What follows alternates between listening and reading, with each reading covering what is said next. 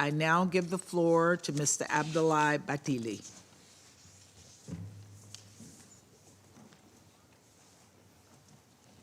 Madam President, distinguished members of the Security Council, since my last briefing, I continued my intensive engagement with the main Libyan stakeholders to achieve three main objectives. Firstly, to convince the House of Representatives and the High State Council to consider proposals from the High National Elections Commission, other Libyan actors, and there are many, and UNSMIL to address the legal loopholes and technical shortcomings in the draft electoral laws prepared by the 6+6 committee of the two chambers.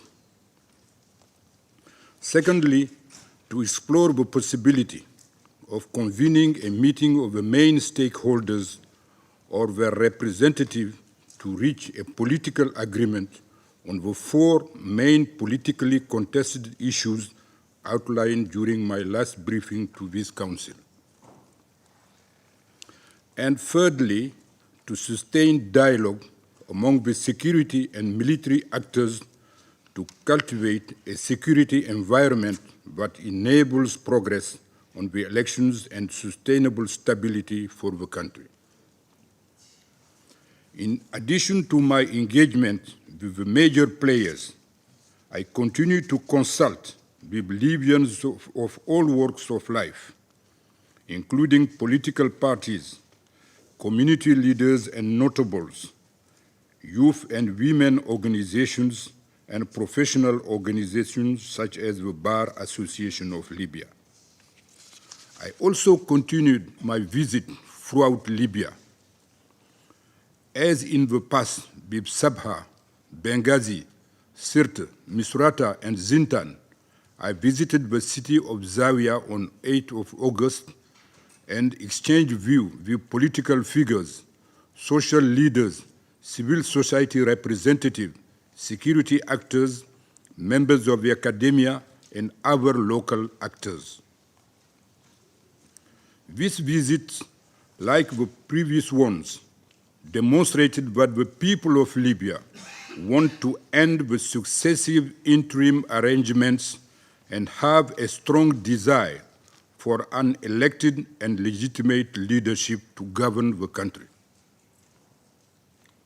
Madam President, with respect to the electoral laws and the way forward, I intensified my consultation with the President of the Presidential Council, the Prime Minister of the Government of National Unity, the heads of the House of Representatives and High State Council, and the Commander of the Libyan National Army. I shared written proposals to address the technical flaws and contested aspects of the draft electoral laws.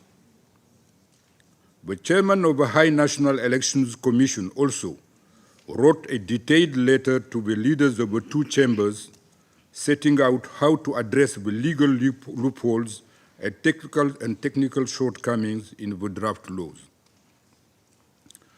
Libyan National Army Commander Khalifa Haftar shared with me in writing his own concerns about the draft laws, as did HOR Speaker Aguila Saleh. All Libyan leaders have agreed in principle to the amendment of these drafts. I am pleased to report that the President of the Presidential Council informed me of his intention to convene the leaders of the two chambers to fine-tune the draft electoral laws in light of the comment of key stakeholders. I urge the two chambers and the 6+6 committee to resume work and finalize the electoral laws to make them implementable so as to draw a reasonable timeline for elections. Our effort to facilitate a settlement over the politically contested issues between Libyan main stakeholders has intensified.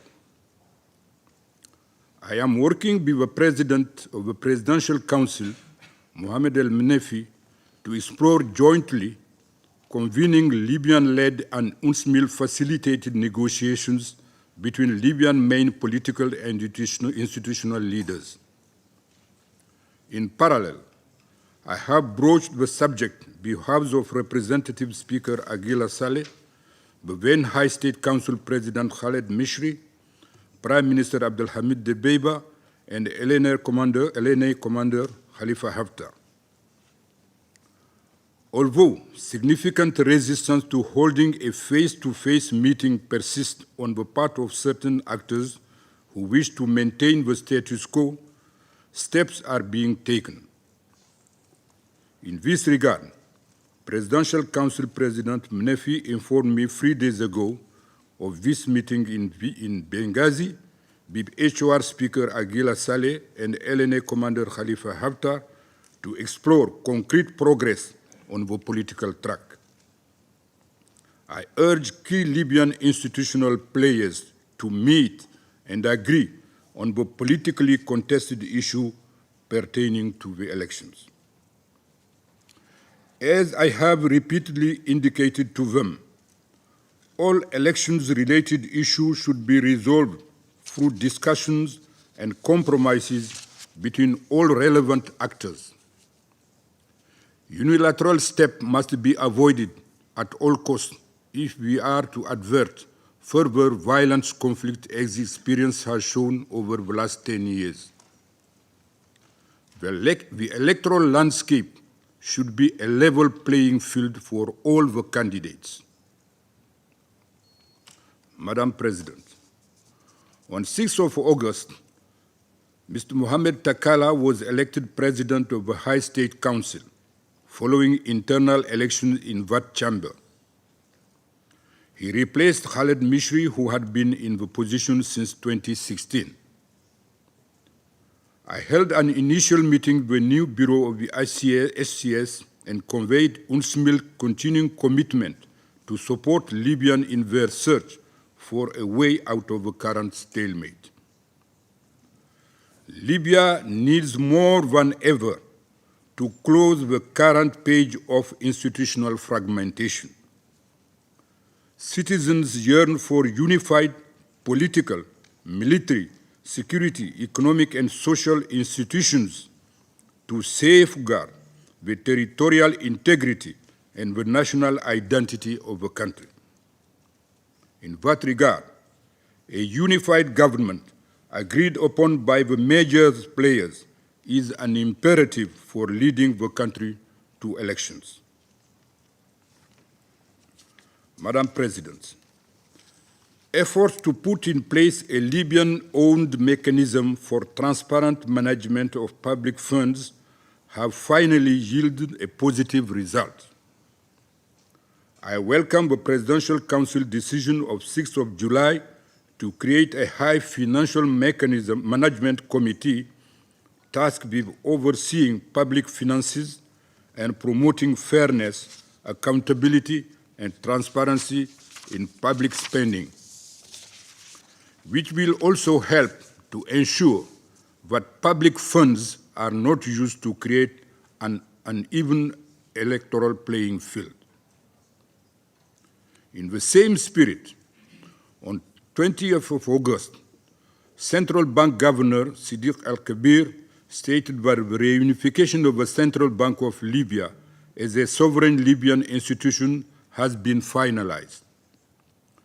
Measures undertaken to effect the reunification include the integration of East and West deposits, integration of the East and West settlement system, and the relocation of the Deputy Governor from the East to the Central Bank headquarters in Tripoli. Both the establishment of the High Financial Committee and the positive steps toward the reunification of the Central Bank give us cautious optimism that with political will, Libyan stakeholders can come together in an inclusive manner to address issues of common concern for the greater good of the nation. I urge the High Financial Committee to turn discussions into impactful actions to achieve transparency, accountability, and equity in state expenditures, and the central bank to continue its effort to reverse the effect of a divided public financial system. Madam President, the fragile stability that prevailed in Tripoli since 2022 was shattered by fierce armed clashes on 14 and 15 August between the deterrent apparatus for combating organized crime and terrorism, named DACOT, and the 4-4 Brigade, two of the large armed group in the capital.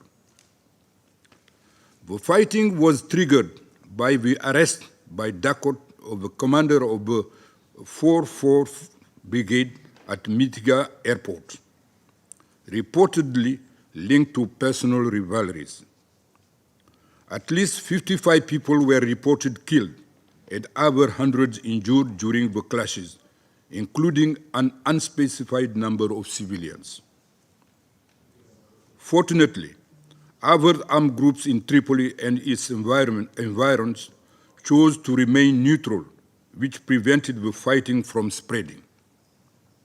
The clashes ended when a truce was brokered jointly by local elders, Prime Minister Debeba, the Presidential Council, the Chief of Staff of the Libyan Army, General Mohammed Haddad, and leaders of neutral armed groups.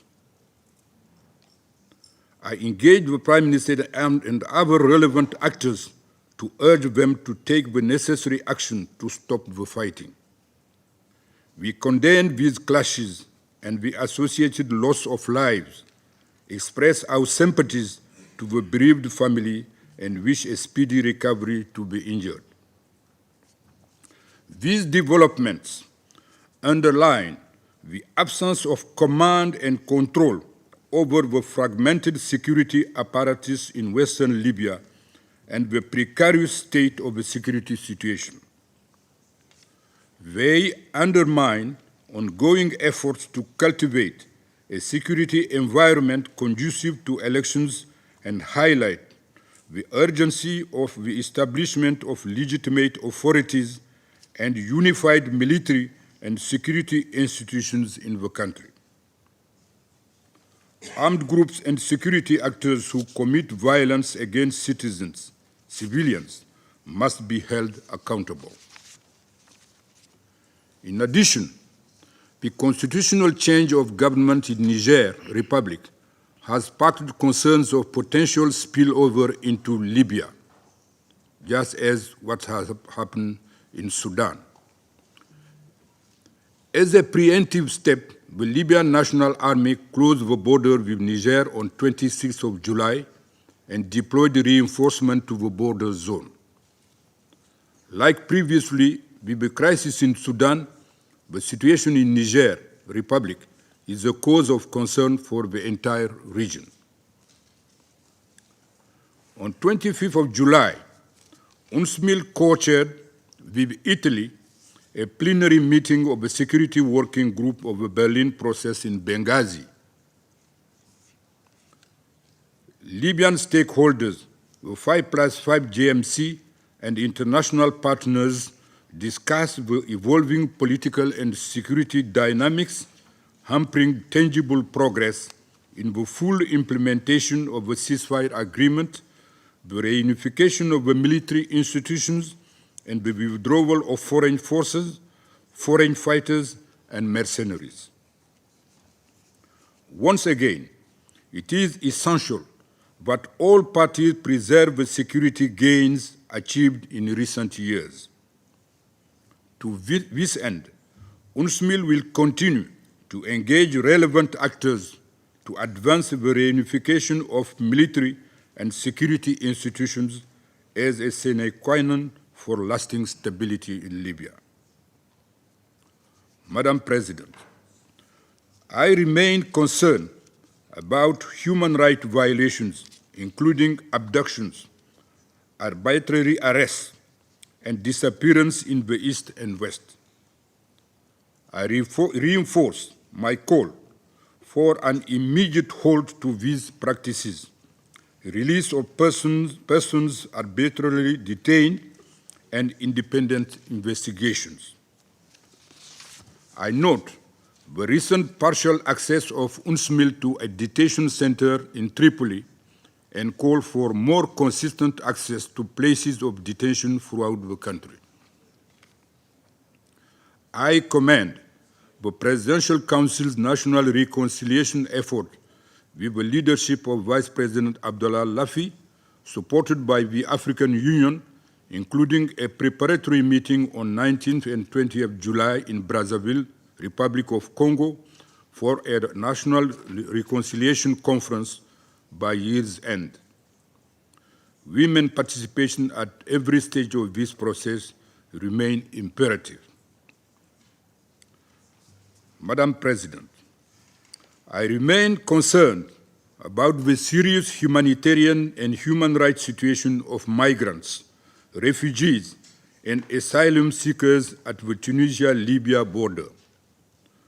While I note the recent agreement of the Tunisian and Libyan authorities to relocate several hundreds of individuals, people continue to be pushed across the borders in a remote desert area, facing dire conditions with no access to food and water.